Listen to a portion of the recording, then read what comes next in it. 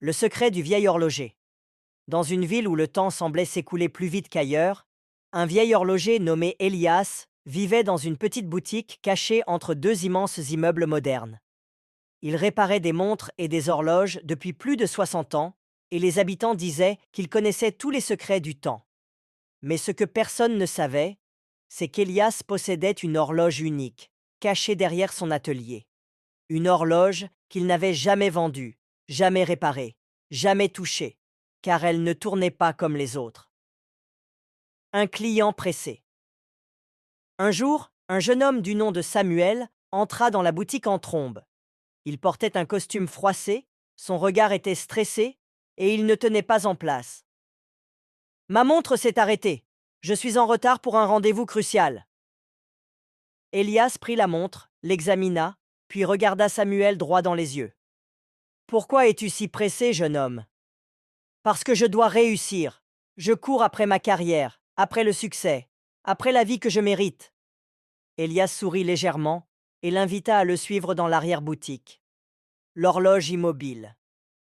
Derrière un rideau de velours rouge, une horloge ancienne trônait sur un mur.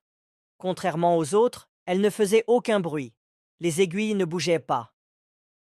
Cette horloge est cassée? Demanda Samuel. Non, répondit Elias. Elle fonctionne, mais différemment. Approche-toi. Curieux, Samuel s'exécuta. À son approche, l'horloge sembla vibrer légèrement. Les aiguilles avancèrent d'1 millimètre, puis s'arrêtèrent. Je ne comprends pas. Cette horloge ne mesure pas le temps. Elle mesure la valeur du temps. Samuel fronça les sourcils. Quelle différence! Regarde autour de toi. La plupart des gens vivent en courant après le temps. Ils veulent plus d'heures, plus d'années, mais ils les remplissent de choses sans importance. Cette horloge, elle ne bouge que lorsque l'instant est réellement vécu. Samuel recula légèrement. Tu veux dire que toute ma course vers le succès n'a aucune valeur? Elias haussa les épaules. Dis-moi, peux-tu te souvenir de la dernière fois où tu as ri sincèrement? Où tu as pris une grande inspiration en regardant un coucher de soleil?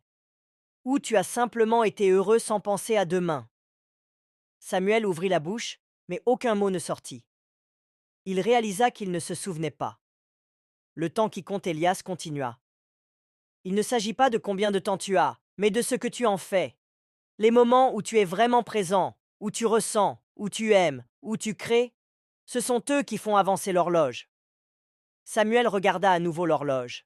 Il posa la main sur sa poitrine, sentant son propre cœur battre. Ce jour-là, il comprit quelque chose de fondamental. Vivre n'est pas accumuler des années, c'est accumuler des moments qui comptent. Il sortit de la boutique, non plus pressé, mais déterminé à vivre chaque instant avec conscience. Pendant ce temps, dans l'arrière-boutique, la vieille horloge avança d'un tic imperceptible. Leçon de vie. Dans notre monde rapide, nous avons l'illusion que plus nous faisons, plus nous vivons. Mais en réalité, seul le temps bien vécu a de la valeur. Et toi, ton horloge avance-t-elle vraiment?